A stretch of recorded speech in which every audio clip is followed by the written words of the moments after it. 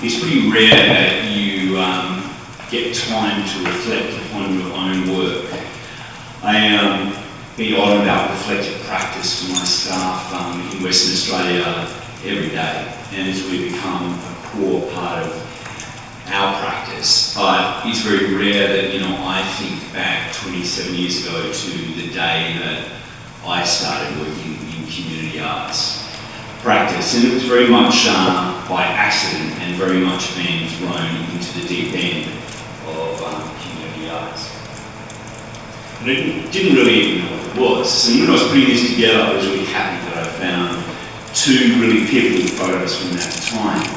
And this photo I've got up here is of a small country town pool collector in New South Wales, a town of about 150 people, where I was living while I was studying printmaking at Canberra School of Art. And I had two great jobs at that time. One was pumping petrol. The other was working in a pub on Friday night. And the local TAFE got to know that I was studying printmaking and I had a press and stuff, and went, well, actually, can you teach a year's program for us at the town hall for women? And I said, sure.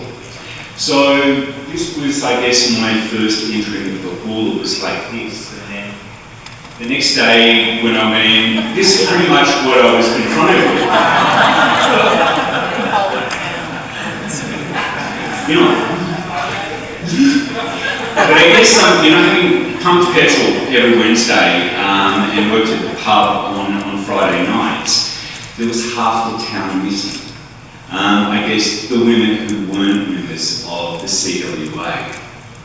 So gradually I started inviting the ones that I started to think about as the non-landed into the printmaking workshops. So every Wednesday and Friday night we get together in the town hall, and slowly, I guess the women who weren't, I guess, part of the decision-making community in town, the ones who didn't have money, who didn't have an education, the ones who were single mums, who were pretty rough and had tough, I guess, life experiences started to come in. And I was really obsessed at this point in making concertina books, huge big long concertina books. And so I decided that we as a group would make a concertina book. And we got to talking about what this book would be about, and gradually loneliness came out as a key factor for every single one of these women. You know, isolated on a farm, kids had left home, husband was a bit of a bust and always out in the paddock, the single woman.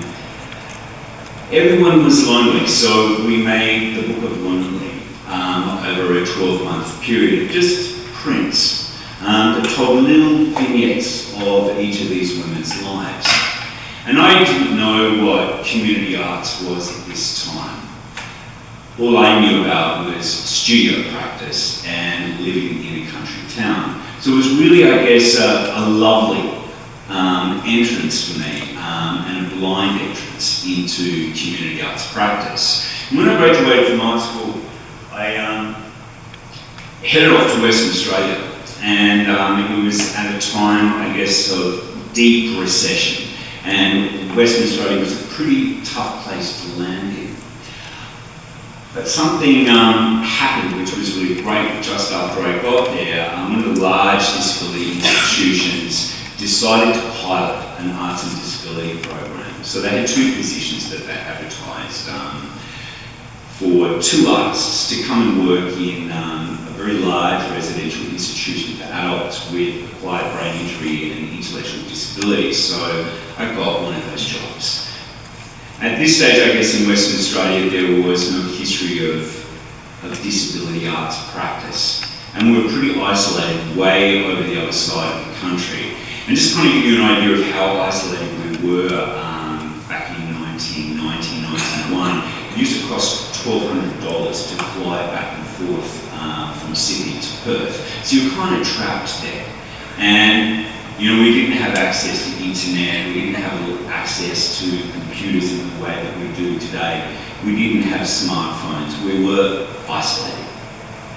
And I guess when I was putting this together, I just started to think about, I guess, the key points that have driven my career and I guess the practice that is DADAA today. So really looking at, you know, that country to town to Apple to health, and really starting to, I guess, navigate regional practice, but then starting to navigate institutional health practices and dangerous spaces. And we've got a great reputation pretty early on, a small group of artists, and so we started to get invited into all sorts of spaces. And a lot of those spaces were really dangerous spaces, like block psych wards, forensic psych wards, prisons, many centres all over Western Australia and Perth that wanted us to trial the arts in those spaces. And I guess there was no code of practice for artists working in a community context at that time, or particularly in a health context. There was no roadmap. We didn't really have any peers working in this area, so we would find ourselves you know, as young 20-year-olds in all sorts of complex spaces and having to navigate those with very, very little supervision. And again, as I said, you know, no code of practice. So when I look back now at what we forged during that time and really over the last 20 years of DADAA's life, is we've really invested very heavily into forging safe practice and responsible practice for both artists and for the communities that we're working with. And there's been, I guess, a huge part of my work that I've been able to beg, borrow and steal fantastic models from all over Australia and the world and try to, I guess, embed in DADAA so that we practice responsibly. And I guess about this time my life started to change a bit because we grew and we started to have a reasonable number of staff. And we were doing some pretty large events and big festivals, expensive projects, community arts projects with local governments, because as Maria was talking about, deinstitutionalisation was happening at this time. So a lot of the people that we were working with in institutions were wanting to get out. So we decided to get out of the institution and set up in Fremantle. And I guess we supported that place by that process, by making a community space for people with mental illness and disabilities to come together through arts practice. And I guess what, you know, I was a pretty shy, sweet boy back in those days, and what I really had to do was to learn to pour. And, you know, sadly for many of us who work in the arts, and particularly community arts, of the scale that we work in DADAA, you know, that's been something that I've really had to learn, is to pour and pour hard, to really bring government together, to bring community together, bring the resource sector together around these communities who can't, you know, get out there and advocate for their own resources, to engage in the arts. And that was, I guess, something that I learned to do quite well. And we were lucky in Western Australia in that we have amazing connectivity to government, we have amazing connectivity to the corporate sector, and in a way that perhaps you have here in South Australia, but I doubt you would have in Sydney. And I guess at this time we also started to look a lot at the architecture of CACD. We were at about this time 100% funded through the arts, but we were working with over 1,000 people with mental illness and disabilities. Disability didn't want to fund us, health didn't want to fund us, and mental health didn't want to fund us. So we had to start to, I guess, convince them to come on board about how we could come together around these communities.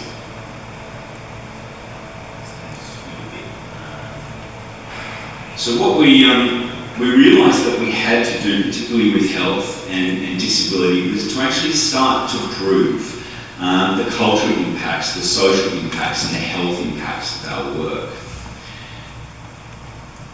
we've got a lot of great thinkers and writers around data, a lot of great graphic artists. So about this time, the Rio Tinto Future Fund was born. And we had great IP at data that we gathered over the years. We had no way of sharing it and no way of producing it. So we started a conversation with Rio Tinto and said, look, we actually have this amazing resource in this organisation, but no way to get it out. And we've got artists, health professionals, all over Western Australia, really isolated with very little access to resources to support them in this practice. So we started Disseminate. And Disseminate was really developed so that we could develop a one-stop shop. We could load all of our intellectual property, all of our publications. We could start to produce publications freely and share them. And we could also gather the best research about arts and health, arts and disability from around the world and load it. So that people could just go online and access it, download it and use it. And I guess that came from what I think is at the heart of data is a very generous, I guess, vision for the organisation, but also for the practice to show it. So this is just a screenshot of Disseminate, and really urge people to jump on there and start, I guess, looking at what's on there, start using it. We're updating that with fresh research all the time and fresh knowledge. The other project that I really wanted to spend time talking with you on today is perhaps the largest project that we've ever done, a project called FIFO. So data works from Derby in the north to Esperance in the south. So right across Western Australia we have 6 main operating sites around the state. I spend a lot of time, like most of you I would imagine, in the airports, but there's something very unique about Western Australian airports. They're absolutely full of FIFOs, and you really get a sense of how big our mining industry is, and how many people are moving, and how many people are dislocated, and how many people are isolated. We've been, I guess, up until last year working with Rio Tinto for 13 years. And we've come to the end of Disseminate, the end of the funding period, so we decided to have a little bit of a rest. But we didn't want to stop working together because we have developed a really great collaborative working relationship over that time. So we decided that we would spend 18 months just talking. So that conversation, I guess, at all levels of Rio, right across the state, and all levels of my organisation, resulted in the concept of FIFO. And I guess FIFO is predicated on a couple of things. DADAA has a very close relationship with Western Australian Mental Health Commission. They're one of our key partners and one of our key funders. And we were doing a lot of work over the last few years in Esperance, which has got the highest level of suicide in Australia, and has for some time. And it's a baffling thing. It's one of the most beautiful places in Australia, right down the bottom. So my head has been in mental health and suicide for a long time. And I guess at that time, the Western Australian Mental Health Commission came up with the state suicide strategy and the state mental health plan, taking us to 2020. Rio Tinto London office were also coming up with a global mental health plan for their global workforce. So all these things, I guess, collided, and we started having a big conversation. We really, we don't want to twist ourselves out of shape for you, and you don't want to twist yourself out of shape for us, because we know there's a danger in doing that. But what's the thing that is binding us all together at the moment is really mental health. And mental health in its broadest context. So what we decided to do was look at towns that DADAA was already working in, but also the largest FIFO source communities in Western Australia. And so they're Esperance, Busselton, Geraldton, Parramatta and Doyle. We're already working in 4 of those communities, so we knew them well and it was good for us. Well, we've never worked with FIFOs, we've never worked with FIFO families, and we've never worked with FIFO kids. So we decided, I guess, this was a gap for DADAA.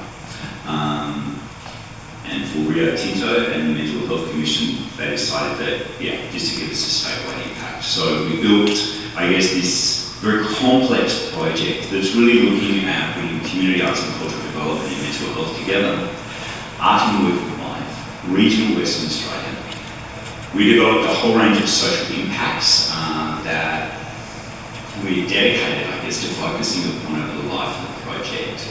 And then developed a research partnership with Murdoch University and a huge ethical research framework to really guide our research practices on the project. And these are our key partners, which I great. So I'm not going to go into the site, but I guess a couple of things that we decided to do is we decided to build a big platform so that we could connect the 5 communities together and they could look at what each other were doing. And we developed specific population groups in each of the 5 communities to work on. So in Esperance, we're working with wheat farmers and male wheat farmers. In Busselton, we've just finished working with 2,000 partners of FIFOs. In Geraldton, we're working with young people with early onset mental illness. In Derby, we're working with a whole community. Derby's still a little bit South African, a little bit apartheid, so they really needed a mechanism to bring them together. And in Parramatta, we decided we really wanted to develop a big focus on art and working life and get the project right out onto the mine site. So we're working with 1,000 FIFOs out on the mine site. And I guess some of the things that I've really loved, I guess, in the last few months of putting the 5 together is looking at the risk management, the statewide risk management, and particularly focused on the human risk management and the emotional risk management of this project. And so working across government and with the Rio legal team to really interrogate what are the risks associated with this project, what are the ethics, what are the risks for DADAA in making 11 of our artists FIFO, when we're in some ways working against the negative impacts of FIFO through this project, and then half of my staff at the moment are now FIFO. So we really had to consider some of the real risks. The exciting thing about Parramatta is getting the project and the artists working right out on the mine site. So we're working with about 1,000 miners out in Parramatta at the moment. And I guess our conversation with them was really great because they got mental health. They understand mental health and impacts of mental health very well, but they don't understand community arts, and they're not that interested in art.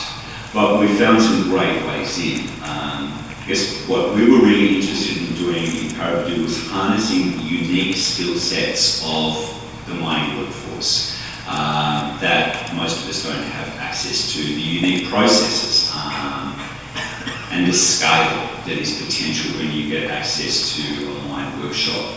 So we started working with the Blast Crew, was our first team that we started working with, because men like blowing things up. And we had to find something that brought us together. So what they were really interested in was forming Core 10 into new shapes through new processes and working with a team of sculptors who have a background in CACD. So we could bring that sculptor and CACD process together with an industry process and develop a very large-scale collaborative sculptural work that really talks about the identity of FIFOs and the mental health. And I guess underpinning this whole project, we have a big team of health workers and mental health workers out working in those communities on issues like suicide, ice use, depression, family breakdown, And I guess, starting to question the whole craziness of, I guess, a society that is underpinned through a very unhuman work practice. And I guess the whole project is being really heavily evaluated at the moment on many levels. When you go into the FIFO site, you'll find that all the artists are blogging and writing about their experience. The communities are blogging. Our health partners and our mining partners are blogging, I am blogging, and our staff are blogging. So what we're trying to do, I guess, is to build a really big statewide conversation around mental health, using arts, I guess, as our mechanism and our point where we come together as a community to celebrate their identities, to make art, but also to delve into some of the power issues in Western Australia and Australia right now. So that's me. Thank you.